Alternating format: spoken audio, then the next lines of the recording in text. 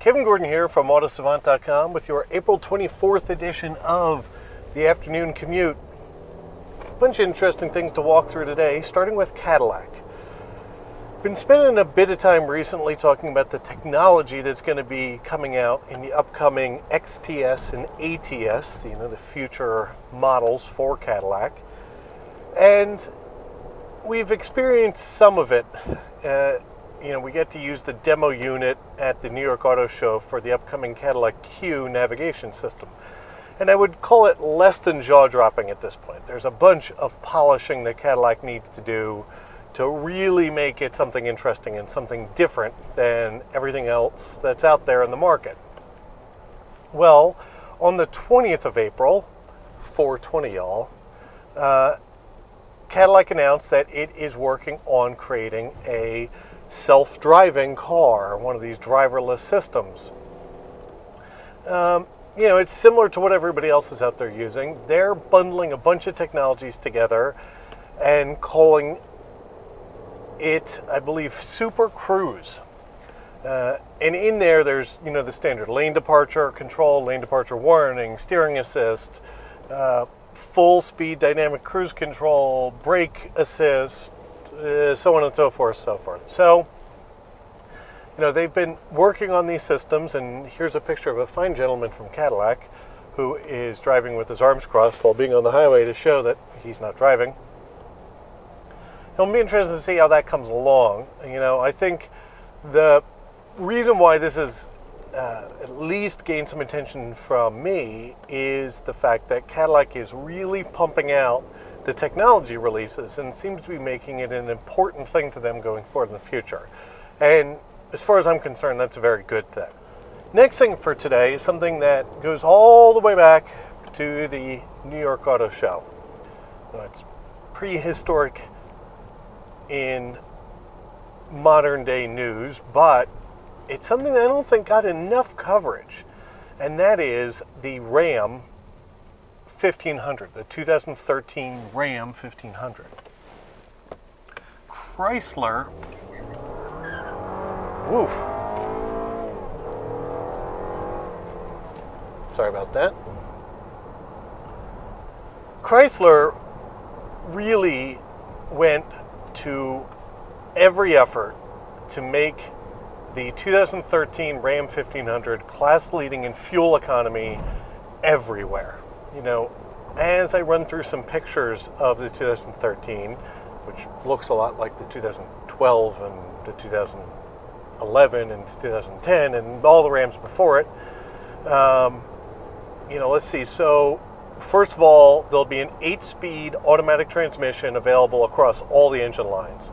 The new 3.6-liter Pentastar is going to be available in a lot more models since it's a much more robust V6 engine. Let's see, what else?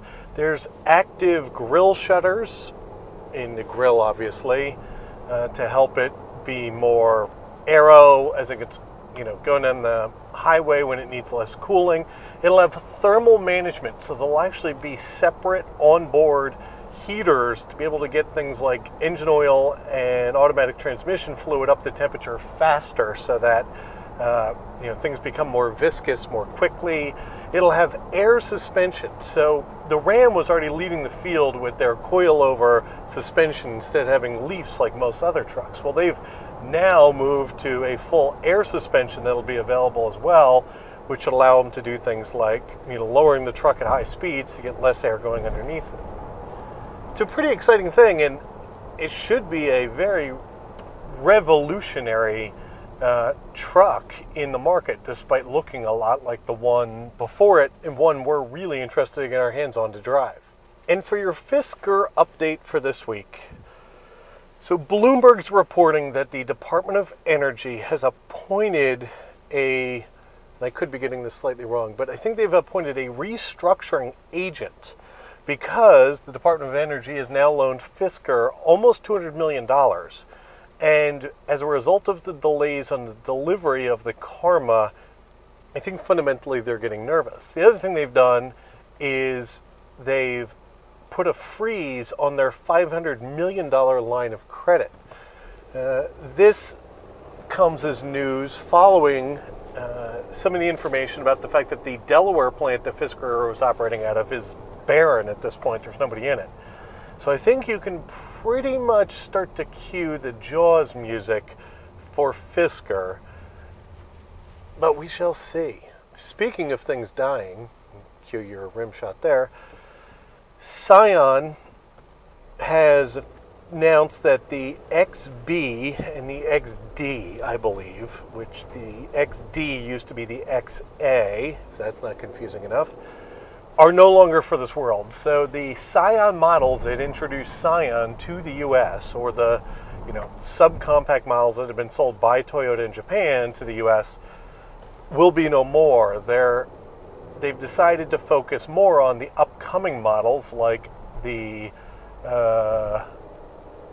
FRS. I can never remember the difference between the Toyota and the Subaru models of their new little sports car, and the IQ, which I think is a smart move. Scion's been struggling as a brand, in all honesty, and them dropping models that haven't been selling all that well, although I do think they sold almost 60,000 units of those over the last year or two. But nevertheless, they are no longer for the world, so if you really want one, better run out and buy one now. And to close out today with a little bit more news from the Beijing Auto Show, pictures scrolling by now are pictures of the upcoming Nissan compact sedan.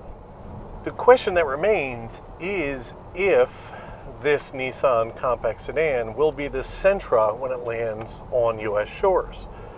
We do know this: when it lands in Australia, it's going to be called the Pulsar. Does anybody remember the Nissan Pulsar out there? Also, how odd is it that I've managed to hit Australia 2 days in a row? It's amazing how things seem to fall into cycles.